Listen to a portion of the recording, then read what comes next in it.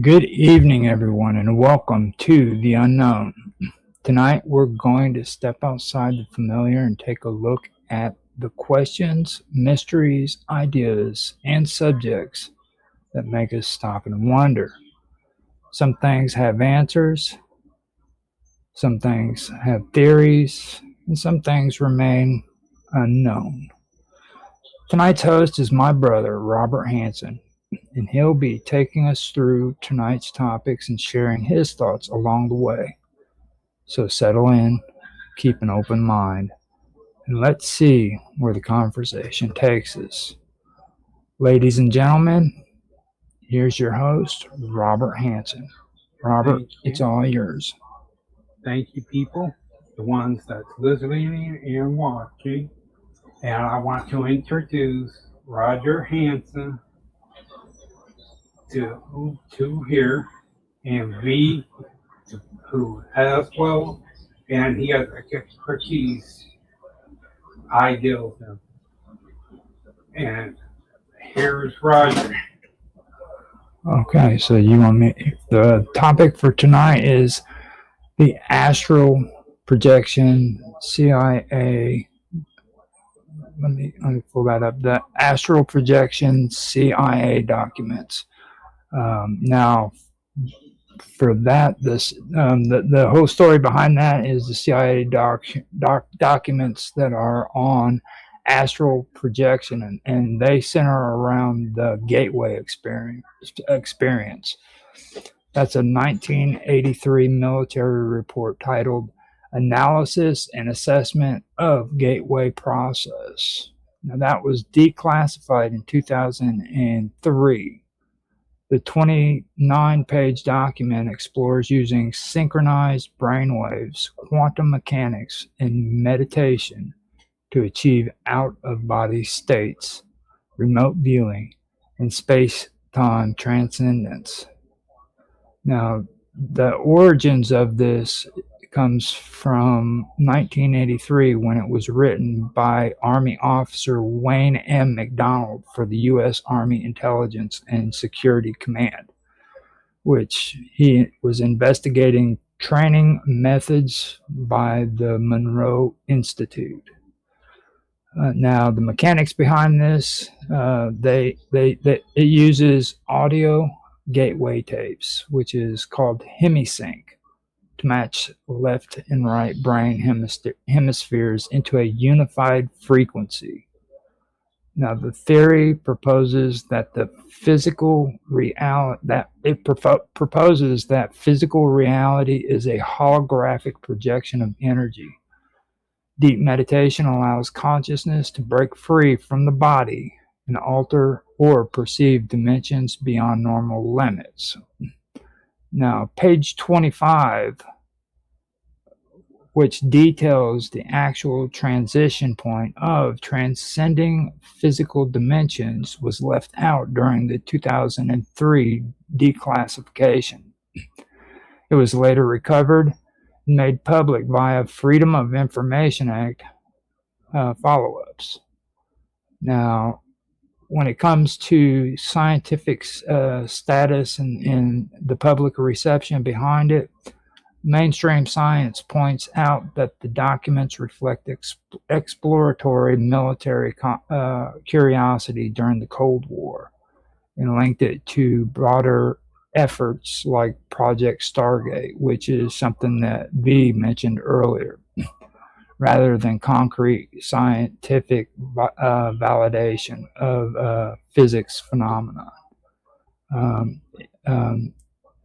Now, when it comes to the online and the community views, when it comes to this subject, most platforms like Reddit, people who are on Reddit, they have, and other platforms, they have mixed feelings about it. Some internet users treat the text as proof of dimensional travel or spiritual awakening, while skeptics and researchers emphasize that the file heavily relies on an unproven pseudoscientific speculation. So, with that, I hand it back over to you, Robert and V.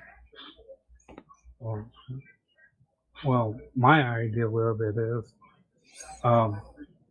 When this process is going through, does it increase? Can you hear me? Yeah, I can hear Oh, okay. Does it increase the construction of your brain, where your brain's got to work in the process of mentally and physically enhance the process? Like they said that the brain is like made out of like the material, like tar, not tar, but plaque in the brain, the veins and all that. Okay, by doing this, does it alter that stuff in any way to enhance the the, the process and then enhance the capabilities of even longer and keep works with your, as they would say, your how how long can you last without your body responding to the process, the blood pressure and all that. And what is the distance in the, like if have anyone ever noticed how far, what record has that ever shown, or and what is the medical thing of the process of long term of it, Raj?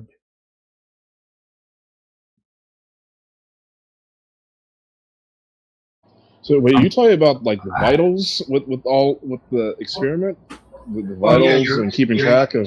Yeah, yeah, and yeah. I got caught up in trying to track that stuff down for you, so I had a hard time figuring out where the mute button is. But I will get back to you on that.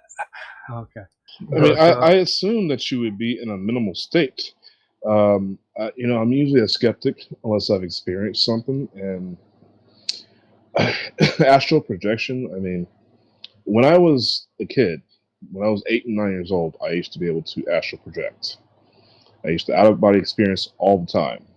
Um, in my late 30s, I tried getting to that state again and just having some sort of peace with my with my with my body because I mean I would tell my dad about this when I was a kid and he would say, "Oh, you're able to do that because you're pure-hearted.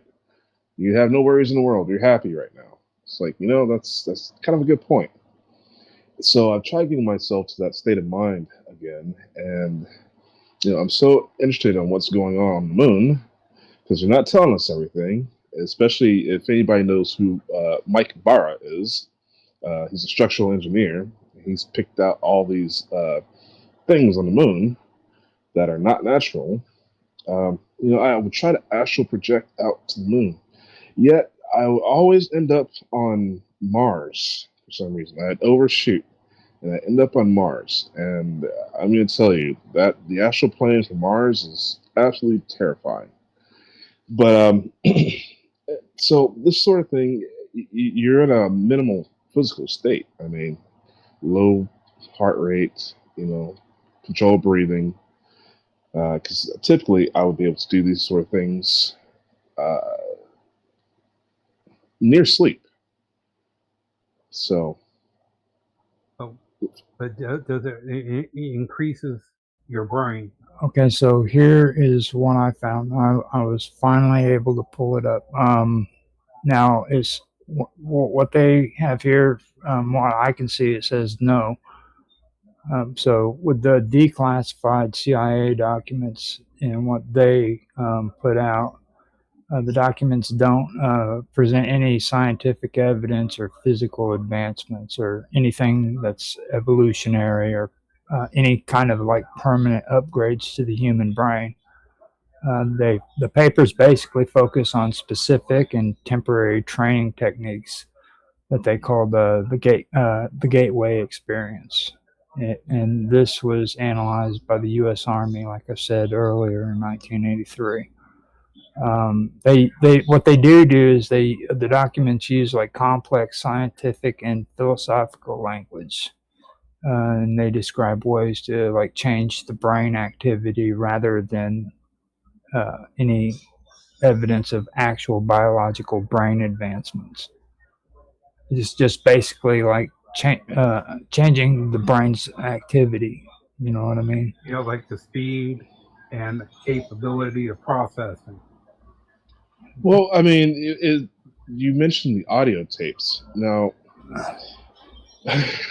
some of the mind control experiments have dealt with playing tapes and high speed so that you catch it subliminally, that sort of thing. It's suggestive programming, that sort of thing.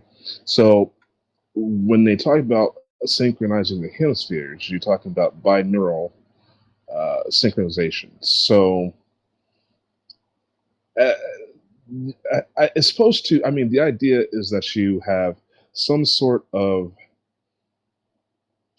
uh, oneness with the universe, I guess, when your brain is synced up. Because our brains, we literally have two brains. One half the brain acts independently of the other, biologically speaking.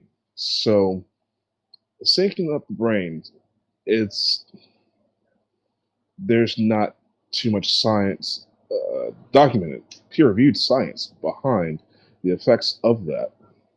So there's much speculation that comes with it. Well, why I say this for is when I forget his name, the one that came from Russia, the one with part of the nuclear bomb. He did that test on him, where it increases his memory, his brain.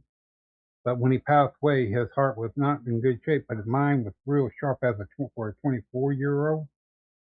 Okay, now if a person implements something like that as construction of the brain to process to where and okay, how I want the question is from when from the beginning to the end of individual people, have the distance increased from their ability from the beginning to the end is the question too, because it's easy to say one thing, but facts do speak about if a person the distance of the abilities of that person.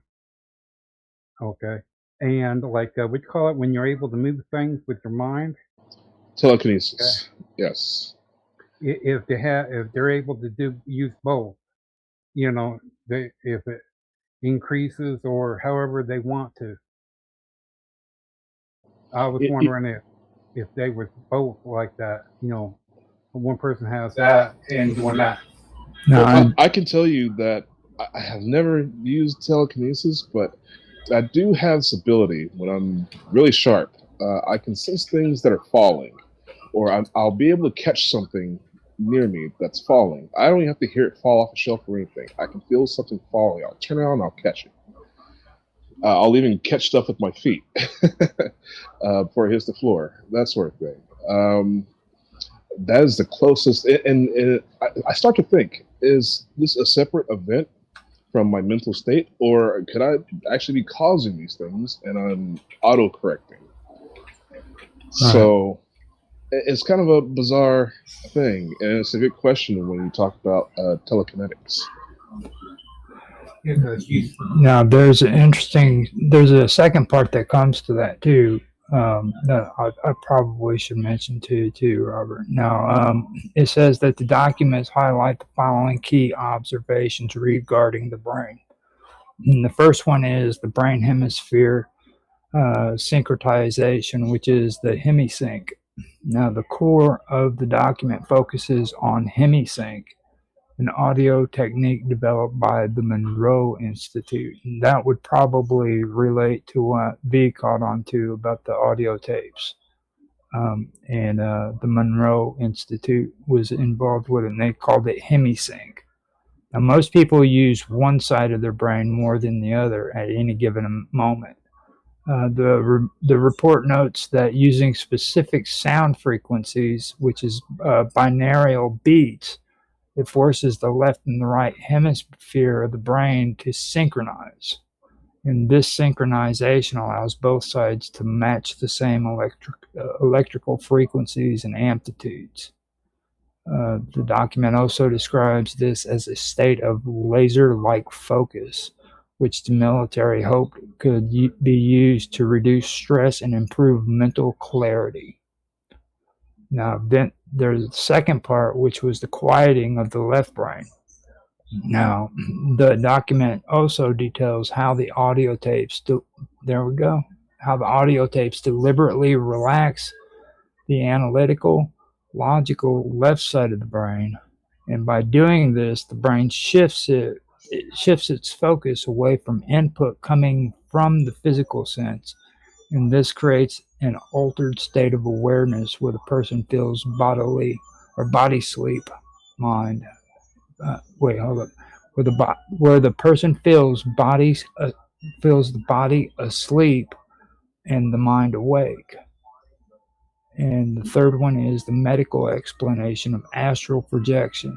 So while the report explores out-of-body experiences, which is OBEs, the astral projection, modern mainstream neuroscience does not view this as a spiritual superpower. Instead, mainstream science points to the region called the temporoparietal junction.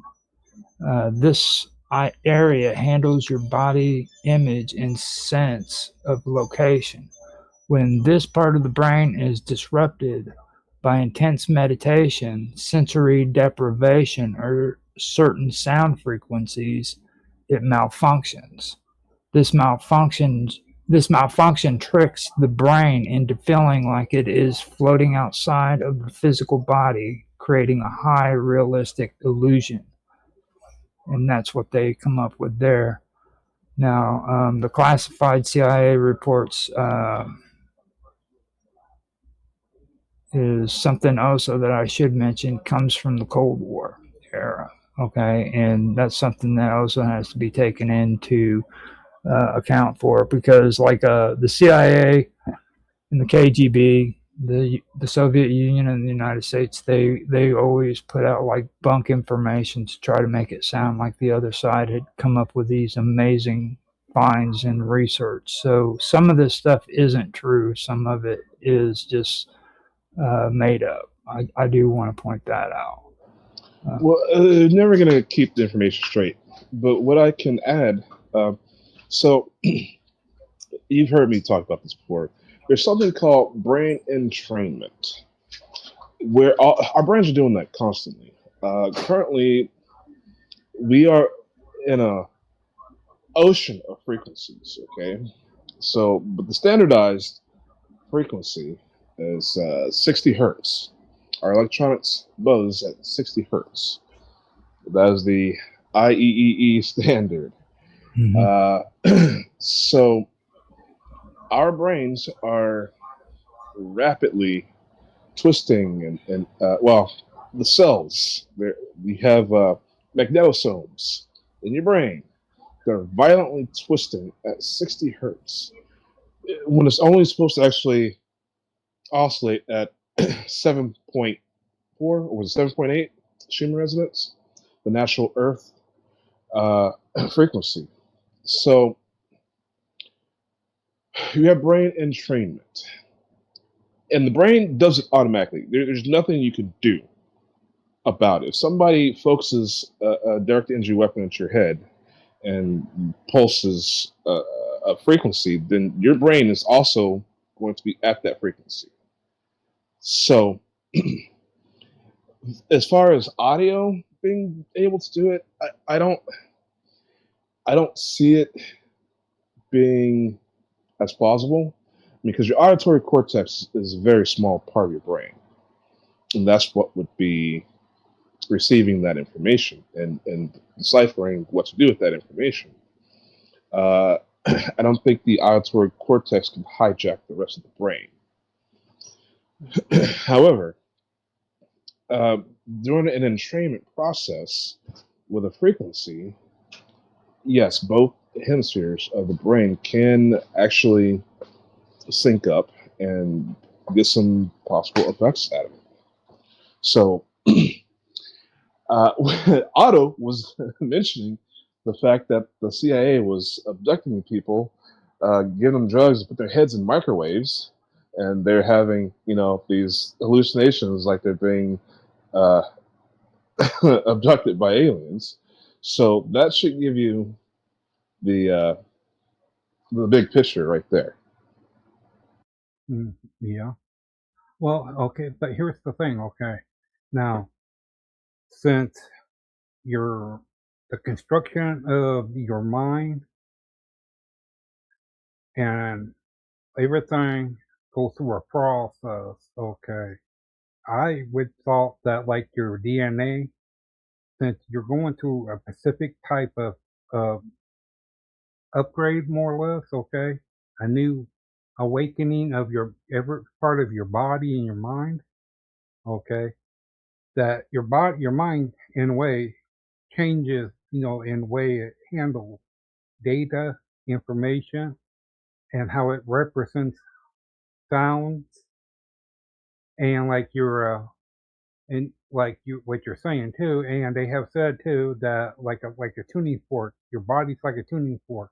Each one has that ability, and within that thing, you would think if you know the tuning fork signia, I mean the frequency of that certain tuning fork of that person, you can locate and lock in on that situation like that. If like and but like your blood pressure and all that, does it get a you you go through a change more or less. You know, the info like um because your mind goes through a change as well, building because I can't think of its name, but the well, he's a scientist back in the day. He was part of the nuclear bomb project, the first one. I can't think of its name, but well, when they did a tested his when they did a thing of remove the brain, the guy did, his doctor did. He had a mind of a 26-year-old. Okay, by him exercising his mind, he has an ability like that, and not that long ago, and that's why I brought that up for, is that if his mind can be as sharp as that as a 25-year-old's mind, and he's 87, I forget how old he was when he passed away, and and for his mind to be real sharp, he has to have something there to tune his mind in a specific way. And they would have to do, you would think too, that would be part of the program too. And they're talking like sounds, microwave sounds, and all that. Um, like if what is the thing of people's health? Because the blood pressure, how um, because doing the process like that for a long period of time, what happens? Do they get dehydrated, or what is the signs of where they're losing? Well, so I'm glad you were saying all this because I was going to say it. They'll say, "Oh, the brain was heightened to such levels where, oh, his brain like a 25-year-old and yada yada yada." But the thing about the brain, it does exhibit wear and tear. So this is why we have to sleep. This is why we can't be awake for 24/7. We got to have shutdown periods for the brain to get rid of toxins, the brain to uh, do repair, for those new neural pathways to be uh, cemented, that sort of thing. Um, so even if there is a heightening, if there is a tuning, it can only last for so long before you have to have time to rest the brain, because the brain can burn out. Okay, but well, but you would think, okay, if they have if an ability like that where they can pick up the tune of the person and they can use it to give that collect information about the locations and all that, and well, do they have an enhanced what you call it, where you feel things with like elusive dream? When you're in that state, do you have a like you feel, taste, and smell everything within that state? You know, you feel what surrounds you more or less. If something feels not right, you realize in it because something makes you feel it enhances fears for the process. Hmm. Well, what did the paper say? Well, the one thing I want to kind of put in here too is like the concept of thresholds. Okay, now this is something I learned from real life experience, and I've actually seen this taking place a lot in different areas of our brains and just everyday life.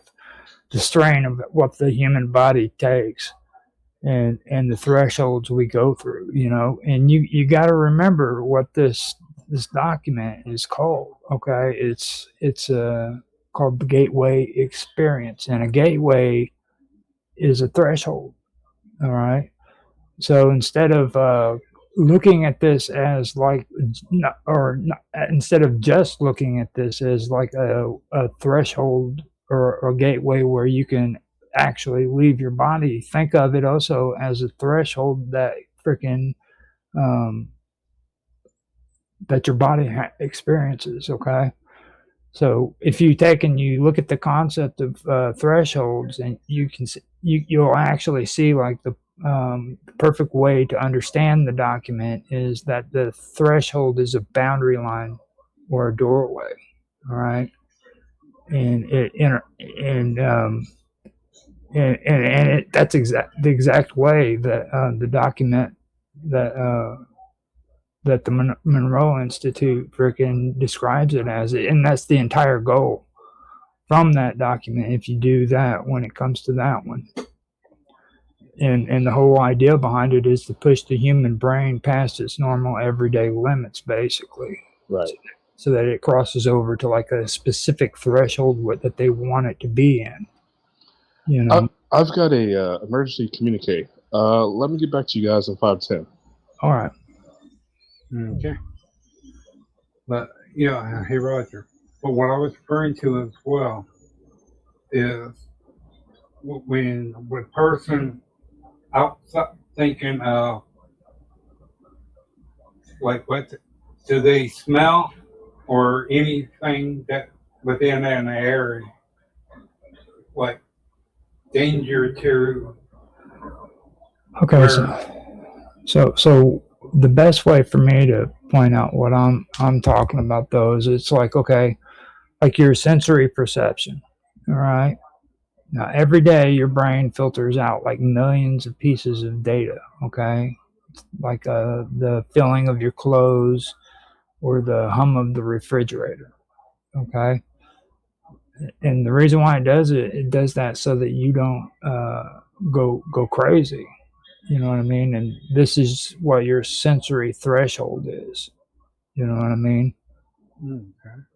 So those audio tapes that were mentioned, they're used in the study to try to lower your body's physical inputs to zero. Okay, now by blocking off sight and sound, the brain crosses a threshold where it stops listening to the outside physical world. Okay, so once you cross this line, the brain turns its attention entirely inward. You know what I'm saying? No, Really? In what way do they turn it in? What's the process for that?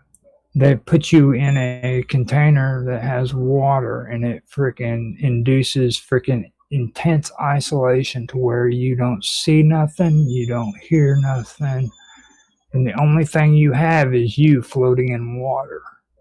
No sound, no nothing. You know what I mean? So your sensor, your sensory perception is completely blank. Okay, and that causes your brain to think inward rather than outward about what's around you, and it just eliminates the entire real world. Okay, but like it since it's black area where you can't see nothing, but you're you're feeling. You can use your touch. You're floating in water. Okay, and so, like sounds, like you can tell, like if you're in water, you can still hear through the water, and you still hear. Well, I mean, you're talking about maybe short term. They did this for quite a long time. Okay, this wasn't something they just put you in there for an hour and stuff. This was deprivation. You know what I mean? They did this for quite a long time until your body freaking literally stopped listening to the outside physical world. Okay, so your body's physical inputs went to zero. So like your motion for stay alive would be decreased a little bit. No, they were at zero. Oh, okay. They didn't do it a little bit. They were just at zero. Okay. And then the second part for the threshold is the threshold of brainwave states. That's another thing that you have to look at. So when your brain operates at different speeds or frequencies, depending on what you're doing, beta waves are what you have to take into consideration. You have fast waves when you're awake and thinking. And then you have theta and delta waves. And these are the waves that V was just talking about, okay? But theta and delta waves, they're slow when you're deeply asleep, okay?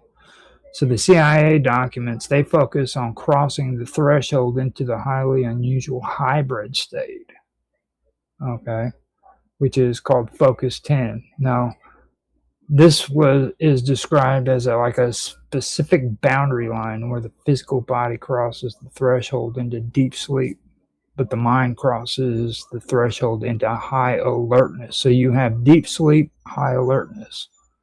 So the mind's awake and the body is literally asleep. Okay. And how they were saying something about there's like two different types of sleep. You know where you go There's one actually to the other. Yeah, there's three actually. Okay. And how does that work with that? Well, I don't have any of the notes up, but I can pull those up for you. I know there's REM. That's random. REM sleep is where your eyes start turning and stuff. Then you have deep sleep.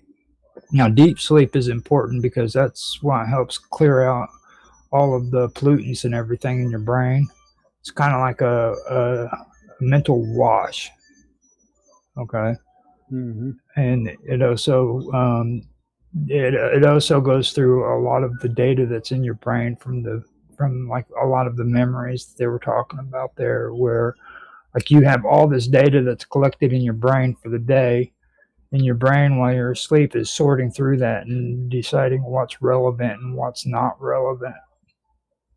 And it's getting rid of the stuff that it feels is irrelevant, and it's taking the stuff that feels is relevant and it's putting it into storage basically. Okay, so you have an ability to take that ideal and put it into I know that might sound weird, but if you take it into another part of your mind, like lock it up in an envelope, You Yeah. know, Compartmentalization is what it's Yeah. called. if a person does that, they would have a way of opening it and covert, keep it hid. And with them 3 sleep things, how does that work with? Now I can pull that part of the sleep stuff so that you can have all the information there without me going into conjecture and stuff. But there is also a third part that I can bring up here that could, because like after it goes from what we were just talking about there with the brain states, you have the threshold of hemisync, which the CIA was talking about in this document. Okay, and I can explain that to you. You want me to do that? Yeah. Because it's basically synchronization. Okay, so But it just synchronize work with certain ones, well, or I can give you this stuff now. So let me go ahead and put it out there. So normally the left and the right sides of your brain operates independently, like two different people talking at the same time. All right. And there's an electrical threshold required to get them to basically work together. Now, the document that we're talking about, it explains that once the sound frequencies hit a certain strength and rhythm, the brain passes a tipping point.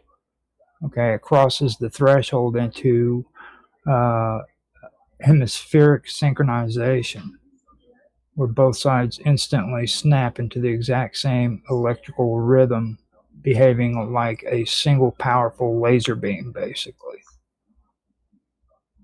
You see what I'm talking about? So the left side of your brain and the right side of your brain is basically syncing up and becoming like a laser beam. It's they're one single powerful laser beam working together. okay. And what happens to that little part in between, like the offensive part? Well, that brings you into consciousness. That brings you into what I would call the threshold of consciousness, which would be the gateway.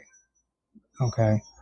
And like I said, if you take a look at the word gateway itself, it literally means a threshold. Okay. In everyday language, when you hear the word threshold, a lot of the times they're talking about the door you walk through, or freaking a gate, something like that. That's what they're talking about. It's a threshold, and you have to cross that threshold. Now, Okay. the report itself, it explores what they call basically it's a radical theory. Okay, so if the person can alter their brainwave enough, these guys believe that they might cross the ultimate threshold from our physical world into the non-physical reality. Yeah, like pure energy. Mm-hmm.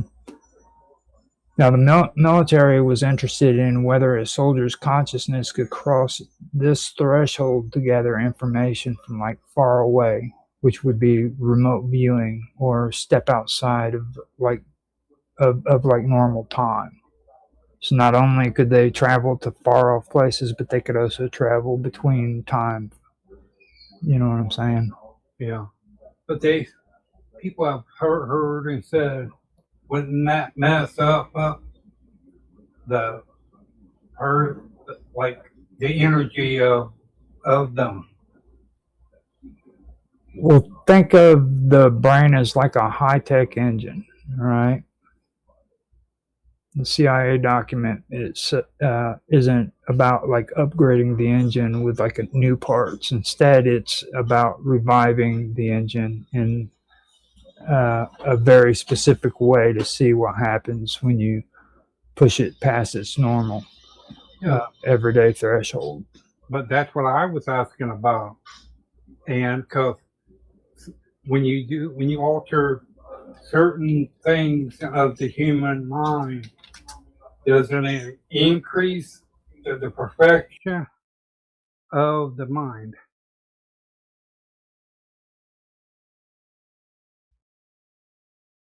That's what I'm referring to. Because with each new thing, the mind has to adapt, and like with like the body, the DNA too. The DNA has to work with the mind, okay, to keep it going, to operate it. Yeah, I was finally able to pull up the different stages of sleep that you were wanting to hear about. So I can read it too if you want me to. Yeah. Okay, so your brain moves through four distinct stages of sleep every night.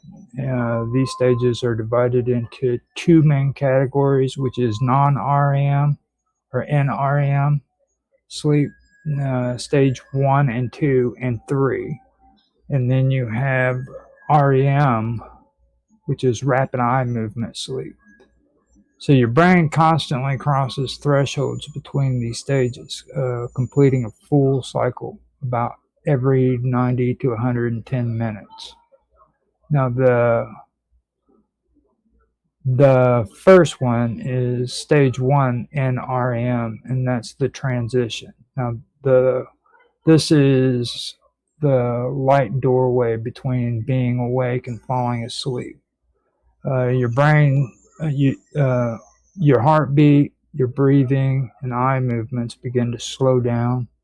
Your muscles relax, though they may occasionally twitch, and that's known as hypnic jerks, which a lot of people can relate to if they've ever had that. That's what that's called. It only lasts about 1 to 7 minutes.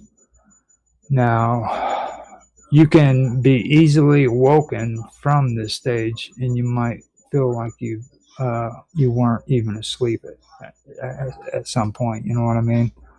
But then there's stage 2 of NREM, which is light sleep.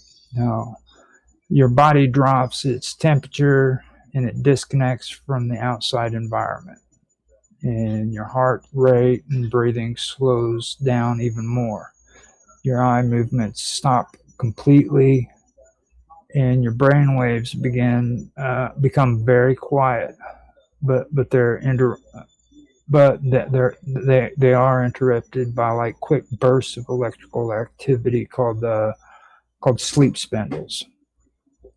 Now this makes up about 50% of your total night's sleep. This stage is similar to focus 10, which is mind awake, body asleep. Okay. Um, that's the Focus 10 state, which is discussed in the CIA Gateway documents, where the body is like totally relaxed, but the mind remains on the edge of awareness.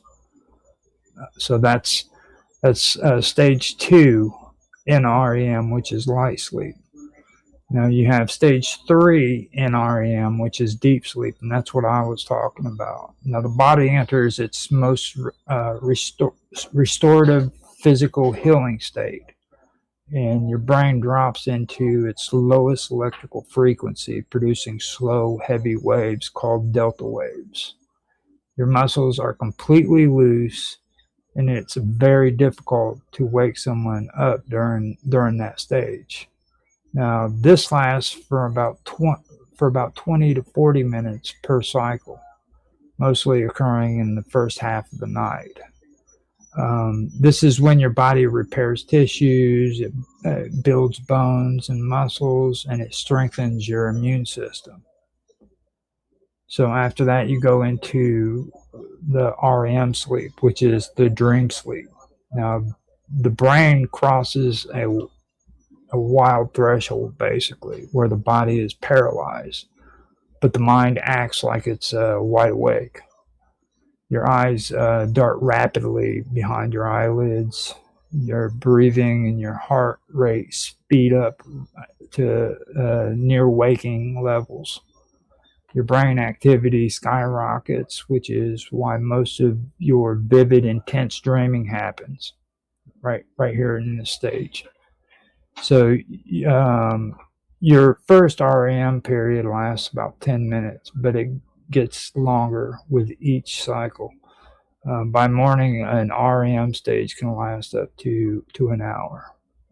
Now, to keep you from physically acting out in your dreams and hurting yourself, your brain temporarily paralyzes your arms and legs. So that's basically the stages and what you're going through during your sleep. So Okay, and in this state, what is it like when you have what is it abilities like like when you have abilities like like how does the where you can mind move things handle around? that But how does the mind handle that when you got that when you got ability? that ability? Well, you don't know for sure if anybody has that ability. That's why I'm just stating the facts on this stuff. Like a lot of that is hypotheticals. Mark Edworthy would call it conjecture. I'm not saying that this stuff is fact or fiction. You know what I mean? I do find a lot of it interesting. It really, it really is. I was wondering too. Remember in Florida when I got out of bed and we walked into the front room, out the door, and I was asleep, but I see everything, and you guys had to go out and get me. I was asleep, and I woke. I was still asleep, but I was my faculty was all there. I did not know more or less. I was in control of my what I was doing. Now, see, when you talk about that, you're talking about sleepwalking. Now, I can pull that information up for you. And Yeah, but you don't not know you're sleepwalking. right, I knew I was, but it was like I see everybody, but I couldn't wake up. now the thing of it is it's like when the question is when does it happen? Okay, now sleepwalking doesn't happen during REM sleep. Instead, it happens during step three, which is deep sleep. Okay. Now, during normal deep sleep, your brain is supposed to keep your body completely still. Now, in a sleepwalker, the brain gets stuck in a glitch between being awake and being asleep. And the motor section of the brain, which controls movement, suddenly wakes up, but the conscious section of the brain stays completely unconscious. Okay. Have there been cases of people getting hurt or people breaking in when they're in that state? Well, there's common actions which take place, and that's like sitting up in bed, looking around with a blank stare, or like walking around the house or opening doors. But then you also have what they refer to as complex actions, which is dressing yourself, eating food, or even trying to drive a car. Now, they do have another one called awareness, and that's where their eyes are like wide open, but they look right through you. They usually can't even speak coherently, and they won't even remember any of it when they wake up. Because while I was asking in Florida, when I was 13, I heard about what happened with this girl. She was asleep, and she was supposed to went over to her boyfriend and heard him, and it's hard to say if it's true or not. Mm-hmm. Now, see, they do say that it is genetics too. They say like if your parents sleepwalk, there's a good chance that you're likely to do it too. They also say that it's much more common in children because of their nervous systems and they're still growing, so most kids naturally outgrow it. A lot of triggers are A lot of things that trigger it, especially in adults, is usually extreme stress. You can have a lack of sleep. Some people they have a fever going on, or they're on certain medications. So um, and the weird part about it is it's like it's actually created like a lot of folklore. Or a lot of people say that it's dangerous to wake a sleepwalker, and that's not true.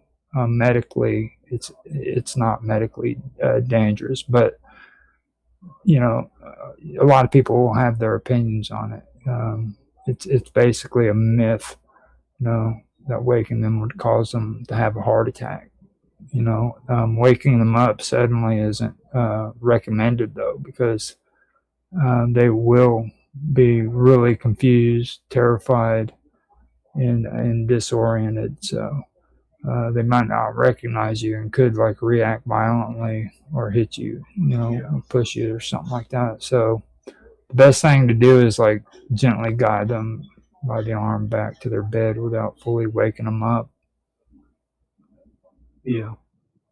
Okay, but like in the certain other states, like certain sounds that can enhance other things like strength and all the like when you're asleep, but it activates your body's intention or the construction.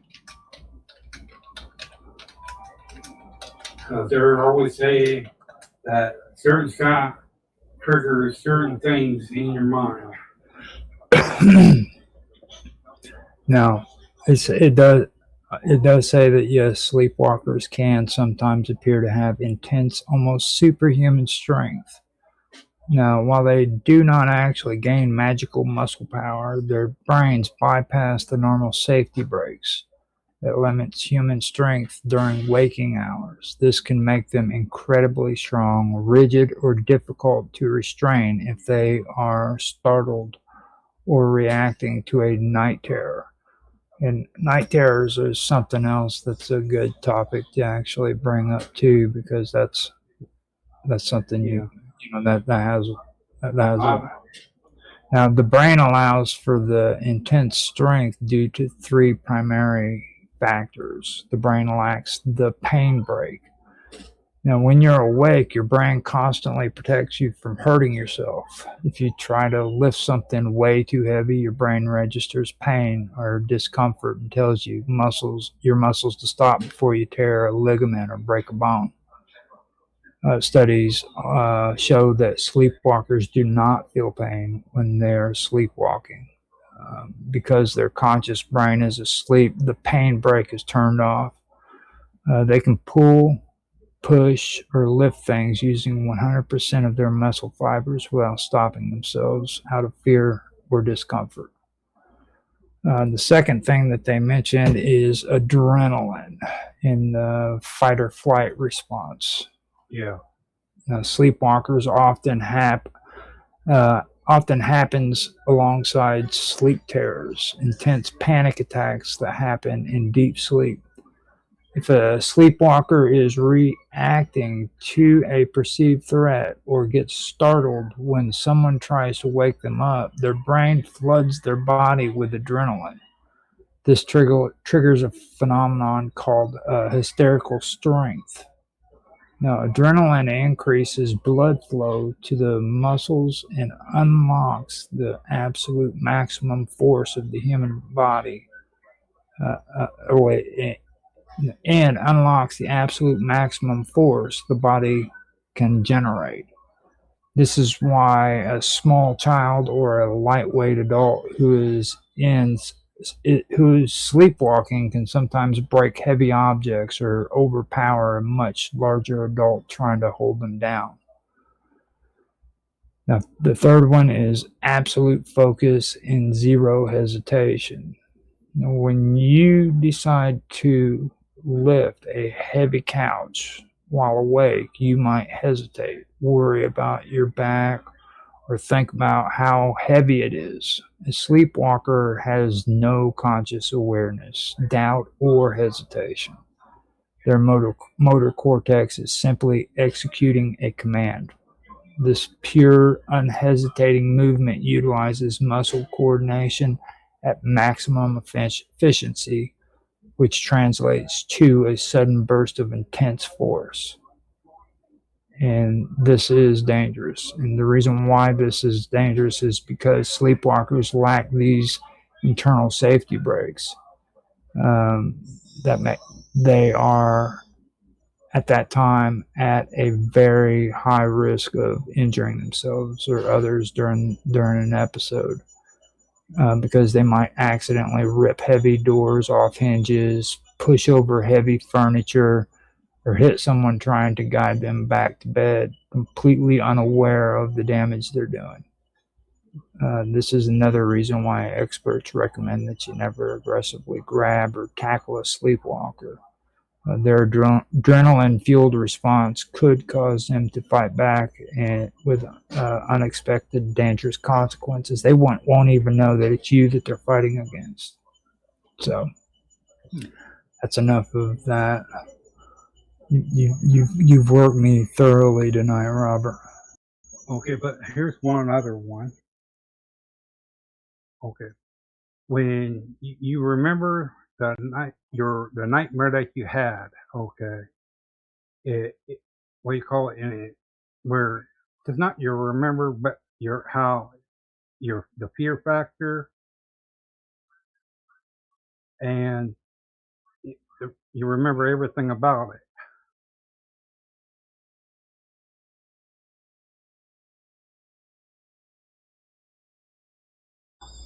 Well, I mean, I don't really. That's kind of like a curveball right there, because it's like people usually don't remember their sleepwalking experiences. So I had three of them, but they were terrified. I remember I felt it, and it was clear as day. I know they call it the elusive dream, but what part of the mind that deals with that? well, I mean, right here it says a high proportion of adult sleepwalkers actually do occasionally remember what they did and what they were thinking or the emotions they felt. And while it's a popular myth that sleepwalkers are completely automated and always or sleepwalking is completely automated and always forgotten, modern sleep science shows that memory recall is quite common in adults. And this happens because of a unique brain state called disassociated arousal, meaning parts of the brain are completely asleep while other parts are wide awake. So if the person remembers their sleeping experience, it is usually due to these primary neurological reasons. The hippocampus temporarily wakes up. High emotional triggers like fear and panic, waking up right after the episode. So, and they also say that why do adults remember more than children? And that's because children almost never remember sleepwalking because their brains are still maturing. A child's brain switches heavily between fully asleep to fully awake. Now, an adult brain is much more complex and prone to sleeping in a blended, partially awake state. Because of this, adults are much more likely to remember their thoughts during the episode, even if they admit the next morning that their logic was completely nonsensical. So, Okay. so we we basically have gone through about as much on this topic as we've gotten. We've gotten into more of like the scientific aspects of this. I think we've done a pretty good transition into the deeper topic, from where we started out. So, I mean, if you want to, do you want to go ahead and end this and kind of call it quits for the night? Oh, well, is that all the information about it? Yeah, pretty much. Oh. Well, I have one more. Well, when they say what is like if they use they can use a machine to just pick up the mindset of when you do that, and I was wondering what have picked up from the process when they found out using machine the progress of the human mind. Well, that's a good question, and maybe we should bring that up later on because it's really, I mean, the stuff that we've been going through tonight has pretty much covered the sleep stages and stuff like that. I personally feel like that would just be beating a dead horse. You know what I'm saying? Because we would be going back into what we'd already discussed. There's nothing really new about what you just asked. You know what I'm saying? Like we've covered quite a bit about sleep. Well, I was just wondering what I was referring to when you use your mind for moving things. There's no evidence that that's actually taken place. You know what I'm saying? Like there's actually no scientific evidence that says people can use telekinesis. Nothing at all. Like that's long range. They couldn't move nothing. Right. I mean, like you can see that stuff on TV, on sci-fi movies and stuff like that, but there is no proof or evidence that that stuff is real. Okay. Here's Lee. Yeah. How you doing, Lee? It's a good one. Can you hear me all right? Yeah. All right. So where are we at? Well, Robert has had me take him completely through the sleep cycle. Okay. And now he wants to talk about telekinesis, and I told him basically, I'm like, there is like no scientific evidence that telekinesis is actually something that has happened. Like you can see it on the sci-fi movies a lot, but scientifically they've never found any evidence that it's actually happening. Mm-hmm. And that's where I left off. Well, I was referring to as if they use telekinesis. He really 100% believes that telekinesis is real. As they say, mind over matter. Who knows? Mm-hmm.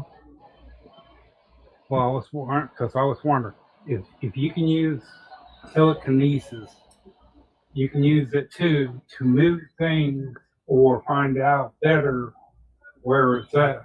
Well, you do understand that telekinesis is moving things, right? Like that's the whole reason for the word telekinesis. Like there's no other definition for it. Like you don't use telekinesis for anything else but moving things. Yeah, but I'm talking about like how far can you do that with? Well, you can't. Science hasn't proven that telekinesis exists. And see, that's a question that I've been trying to explain to you. Like you believe that exists, but there's no scientific evidence that anybody has ever done anything when it comes to telekinesis. There's Buddhists right now in India who believe that if they hop up and down, that they will eventually be able to float in the air. So they hop, okay, because they want to someday achieve the ability to freaking float. And to this day, not one Buddhist monk has been able to float in the air. Mm-hmm. Okay. That's the best I can tell you. Despite all the levitation imagery. All right. Yeah, but what about like they talk about the third eye? How would that work in the process of in that? Do you want to comment on that, V? Well, the third eye is more an outer experience, consciousness going outwards. I don't know if that's a focal point to go inwards. I don't know, maybe. It's like with me, I've been actually talking about consciousness a lot too, and a lot of like when it comes to the third eye. Um, I've been finding out, if you really want to look at that stuff, you have to look at it about when it comes to consciousness. Is it really local? Is it really something that's just within the brain? Or is it freaking like your brain is actually like a radio that's picking up and transmitting consciousness? And that consciousness is actually, you know, a universal thing. You know what I mean? And you're just picking it up like a radio receiver. So that's where I come in when it comes to like the third eye and how that works. So there are many YouTube videos about that popping up in my stream. mm-hmm. So I don't know, maybe you're listening to our Jitsi calls too. Yeah. Well, I mean, a lot of people don't like, even people who are into the paranormal and stuff don't really like talking about it because, like, like we talk about remote viewing in here, a lot of people who are into parapsychology, who believe in remote viewing, don't like parapsychology, and parapsychology is all about freaking remote viewing. You know what I mean? They don't even like the whole topic of parapsychology, but they believe in remote viewing. So it's just that whole thing is kind of strange when you look at it, and it even goes deeper because like you get into parapsychology and you start learning that there's metaphysics along with physics. You know what I mean? And like people who believe in physics, they don't like the idea of metaphysics because then they have to start talking about waves and signals and resonance. You know what I mean? And that's something that doesn't fit tightly in their box. Well, I believe that metaphysics is replaced by quantum physics, which we have very little understanding of. So who knows? I mean, we might be more capable of doing things quantumly than meta, Mm-hmm. Well, I for me, I personally don't. There's things that like they argue with in metaphysics. A lot of people who are not metaphysics, but quantum physics that are just ridiculous. Like they don't agree with the idea of symbolism, but they use algebra, which consists of squares and rectangles and all these shapes. But that's not a symbol. That's math, buddy. You know what I mean? It's how you actually want to look at it. If you look at it with an open mind, you can see there's really no separation. You know what I mean? Like the only thing that separates colors is the length of the freaking wave. You know what I mean? That's it. But you gotta be able to kind of believe in that stuff, like a quantum wave. That's well, quantum field background element.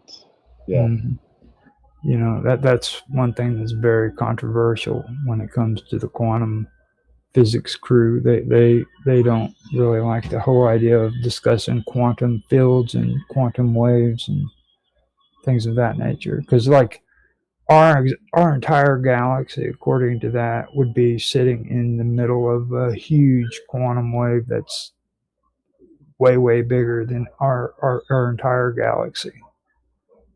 That's a huge freaking wave. You know what I mean? That's hard for people to comprehend or actually accept.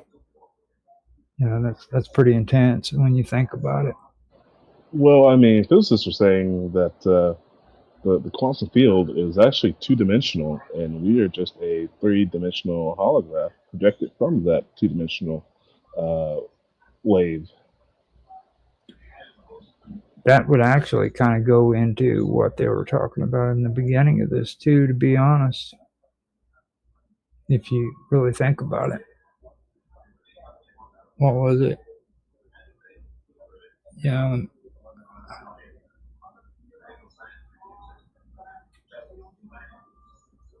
they say right here, the assessment of gateway process. Now, the 25-page document explores using synchronized brainwaves, quantum mechanics, and meditation to achieve out-of-body states, remote viewing, and space-time transitions. And then it goes on to say it uses audio gateway tapes, which is hemisync to match left and right wing hemispheres into a unified frequency. And it proposes that physical reality is a holographic projection of energy. Deep meditation allows consciousness to break free from the body and alter or perceive dimensions beyond normal limits. That's exactly what they're saying right there. So, like, when you're in that state, and your body feels like sounds or something that can just cause you problems keeping your focus. How does the mind work then? Well, see, the thing I brought up with that whole threshold thing, when it comes to the human threshold, okay, now there's one thing I didn't mention there that I know when I said in real life experiences, okay, like when you hit, you know how you were talking the other day about hitting rock bottom, okay?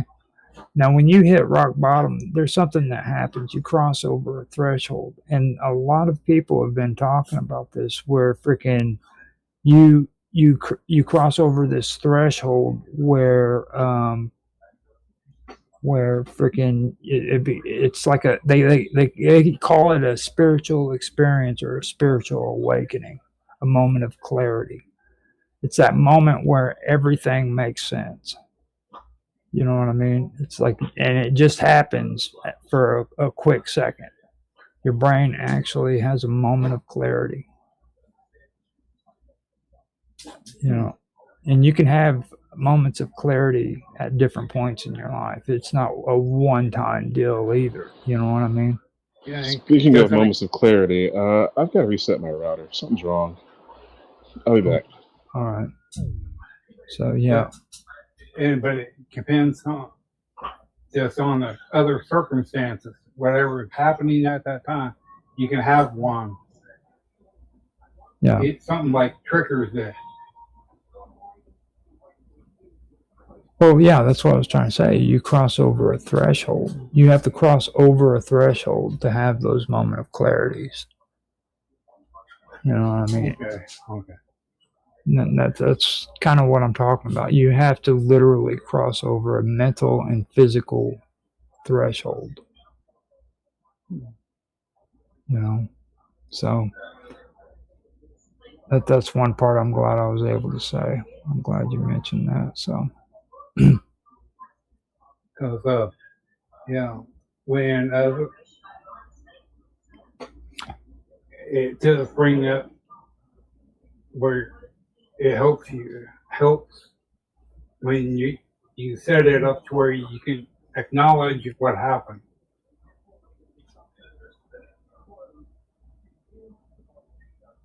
I mean, I don't know how to add on to that, to be honest with you.